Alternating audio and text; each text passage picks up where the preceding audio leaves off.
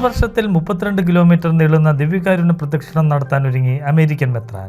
കൻസാസിലെ സലീന രൂപതയിലെ bishop Gerald വിൻകെയാണ് ലോക സമാധാനത്തിനായി കാൽനട ദിവ്യകാരുണ്യ പ്രദക്ഷിണം നടത്താൻ തീരുമാനമെടുത്തിരിക്കുന്നത്.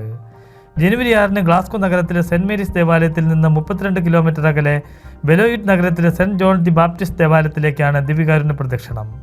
യേശുവിൻ്റെ യഥാർത്ഥ സാന്നിധ്യമായ ദിവ്യകാരുണ്യവുമായി വിശ്വാസികളെ കൂടുതൽ ആഴപ്പെടുത്തുവാനുള്ള US മെത്രാൻ സമിതിയുടെ ആഹ്വാനത്തെ തുടർന്നാണ് ഇത്തരമൊരു പ്രദക്ഷിണം നടത്താൻ പ്രചോദനമായത്. യുദ്ധമെന്ന വിപത്തിനെതിരെ വീണ്ടും ശബ്ദമുയർത്തി ഫ്രാൻസിസ് മാർപ്പാപ്പ. യുദ്ധങ്ങൾ എപ്പോഴും ഒരു പരാജയമാണെന്നും യുദ്ധമെന്ന തിന്മയുടെ ദുരിതം അനുഭവിക്കുന്ന ആളുകളെയും ജനതകളെയും മറക്കരുതെന്നും പാപ്പ ഓർമ്മിപ്പിച്ചു. യുദ്ധത്തിൽ ലാഭം കൊയ്യുന്നത് യുദ്ധോപകരണങ്ങൾ നിർമ്മിക്കുന്നവർ മാത്രമാണെന്നും പാപ്പ കുറ്റപ്പെടുത്തി. പാലസ്തീനെയും ഇസ്രായേലിനെയും ഉക്രൈനെയും നമുക്ക് മറക്കാതിരിക്കാമെന്ന് പാപ്പ എടുത്തു പറഞ്ഞു. യുദ്ധങ്ങൾക്കിടയിൽ പെട്ടുപോയിരിക്കുന്ന കുട്ടികളെയും പ്രത്യേകം അനുസ്മരിച്ച പാപ്പ സമാധാനത്തിൻ്റെ രാജകുമാരനായ പുൽക്കൂട്ടിലെ യേശുവിനോട് നമുക്കും സമാധാനത്തിനായി പ്രാർത്ഥിക്കാമെന്നും കൂട്ടിച്ചേർത്തു.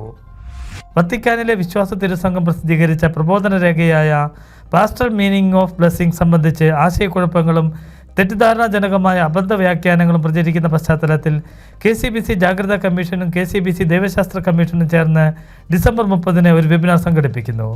കേരള സഭയിലെ പ്രമുഖ ദൈവശാസ്ത്രജ്ഞന്മാരായ Mar Tony Neelankavil, reverend doctor Mathew Illathuparambil, reverend doctor Sajan Pindiyal തുടങ്ങിയവർ സംസാരിക്കുന്നു.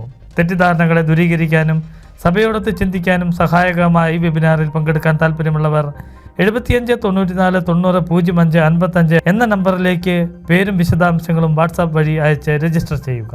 സത്യസഭയെ അനുദിനം അറിയുവാൻ, സഭയെ സ്നേഹിക്കാൻ സൺഡേ ശാലോം യൂട്യൂബ് ചാനൽ ഇപ്പോൾ തന്നെ സബ്സ്ക്രൈബ് ചെയ്യുക.